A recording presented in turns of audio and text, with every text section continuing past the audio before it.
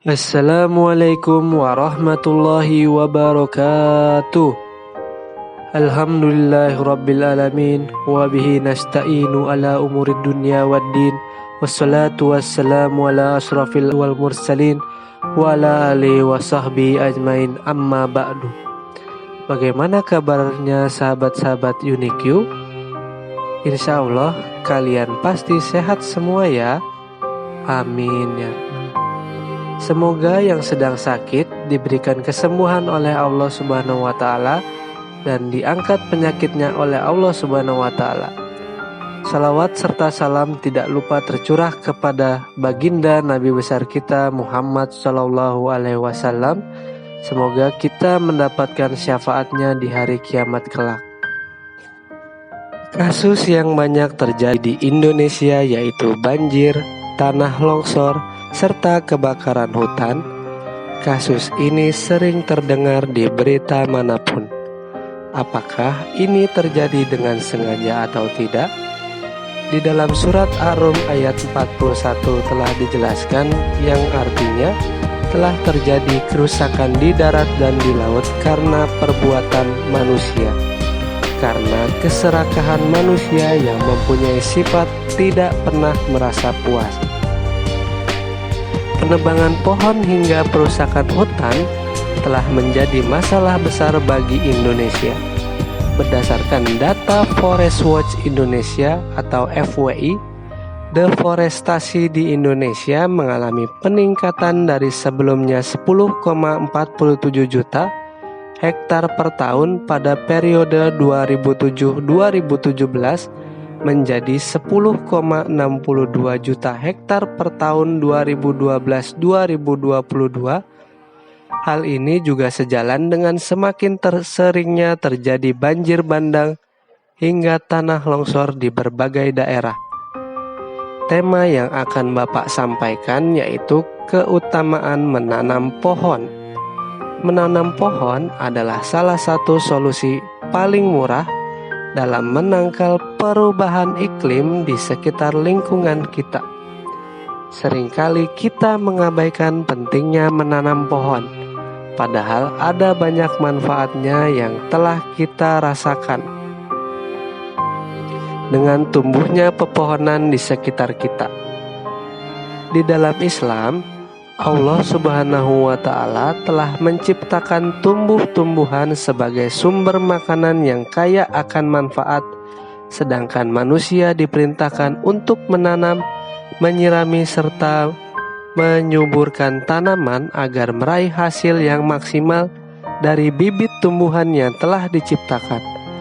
Akan sulit bibit-bibit tumbuhan dapat menghasilkan buah yang subur. Pepohonan menjadi hijau dan besar bila tak ada campur tangan manusia di dalamnya. Hal ini sebagaimana dalam ayat Al-Quran surat Yasin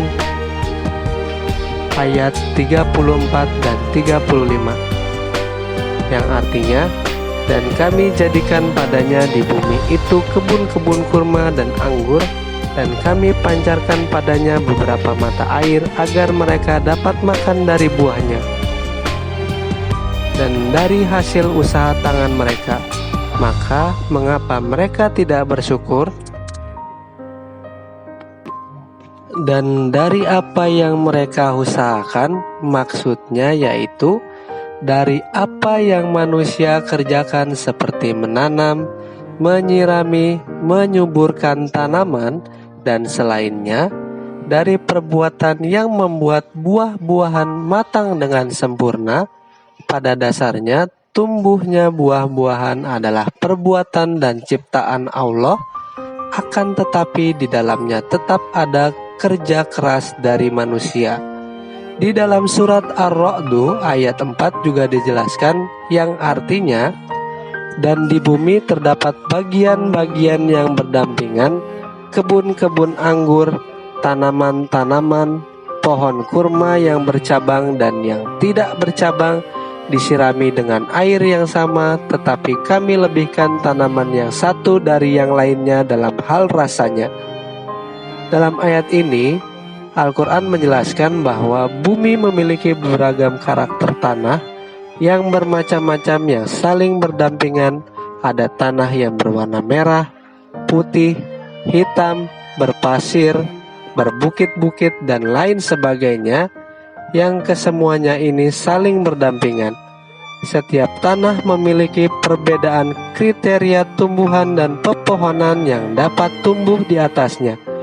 Begitu juga bentuk tanaman berbeda-beda, meskipun di air yang sama tetapi menumbuhkan bentuk pohon dan buah yang bermacam-macam.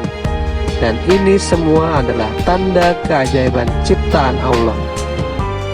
Pada dasarnya, tumbuhnya pepohonan, sayur-sayuran, serta buah-buahan adalah nikmat yang sangat besar dari Allah Subhanahu wa Ta'ala.